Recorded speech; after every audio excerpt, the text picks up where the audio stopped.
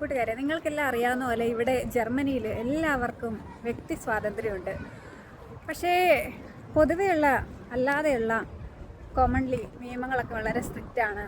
അതായത് എന്തെങ്കിലുമൊക്കെ കഴിച്ചിട്ട് തെരുവിലേക്ക് വലിച്ചെറിയുക, അങ്ങനെയുള്ള കാര്യങ്ങളൊന്നും ഇവിടെ നടക്കൂല.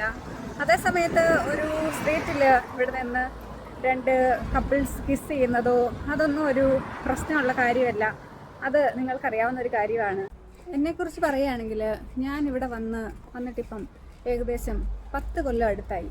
ഇവിടെ ഐൻഗെഡോയ്ച്ച്ഡ് എന്ന് പറയും, അതായത് ജർമ്മൻകാരുടെ ആ ഒരു കൾച്ചറിലേക്ക് മാറ്റപ്പെട്ട ഒരു വ്യക്തിയായിട്ടാണ് എന്നെക്കുറിച്ച് എനിക്ക് വിശേഷിപ്പിക്കാൻ സാധിക്കും. കാരണം എനിക്ക് ഇവിടെ മലയാളികളായിട്ടുള്ള ഫ്രണ്ട്സൊന്നും ഉണ്ടായിരുന്നില്ല. അപ്പം മലയാളികളായിട്ടുള്ള ആരെങ്കിലും കണ്ടു കഴിഞ്ഞാൽ ഉടനെ ഞാൻ ചോദിക്കും, മലയാളിയാണോ, ഇന്ത്യനാണോ, മലയാളം സംസാരിക്കാമല്ലോ എന്നൊക്കെ ഞാൻ വിചാരിക്കും. പക്ഷേ പൊതുവേ ഇവിടെ ജർമ്മൻകാരുമായിട്ടാണ് കൂടുതലായിട്ടും അടുപ്പമുള്ളത്. അതുകൊണ്ട് തന്നെ അവരുടെ ആ ഒരു ശീലവും അവരുടെ ഒരു കൾച്ചറും ഒക്കെ എന്നെ ഒരുപാട് സ്വാധീനിച്ചിട്ടുണ്ട്. ആ ഒരു കാരണം കൊണ്ടാണ് ഞാൻ ഇൻ്റഗ്രേഷൻ എന്ന ഒരു സബ്ജക്റ്റും കൂടെ എൻ്റെ വീഡിയോസിൽ ഉൾപ്പെടുത്താം എന്ന് തീരുമാനിച്ചത്.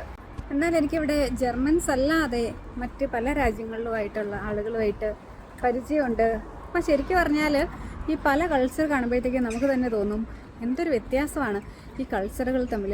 നമ്മളൊരു കാര്യം ശരിയാണെന്ന് വിചാരിക്കുന്നത് മറ്റു രാജ്യത്ത് തെറ്റാണ്. ഒരു ഇറാൻകാരി സ്ത്രീ എന്നോട് പറഞ്ഞു, അവരുടെ കൈപ്പത്തി പുറത്ത് കണ്ടതിന് പോലീസ് അവരെ ഉപദ്രവിച്ചു എന്ന്.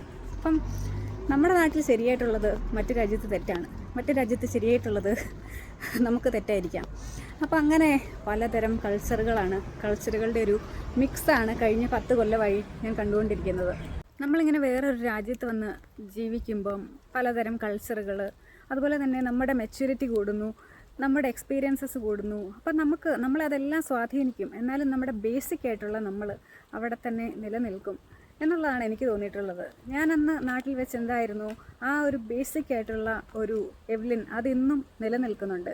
നിങ്ങളൊരു വികസിത രാജ്യത്ത് വന്ന് താമസിക്കുമ്പം അവിടുത്തെ കൾച്ചർ അതേപടി ഉൾക്കൊള്ളാനോ അല്ലെങ്കിൽ അതുപടി ഫോളോ ചെയ്യാനോ ആരും നിങ്ങളെ നിർബന്ധിക്കില്ല.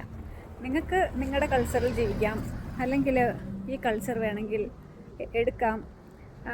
നിങ്ങൾക്ക് ഇഷ്ടമുള്ള കൾച്ചറുകൾ എടുക്കുക, ഇഷ്ടമില്ലാത്തത് വേണ്ടെന്ന് വയ്ക്കുക.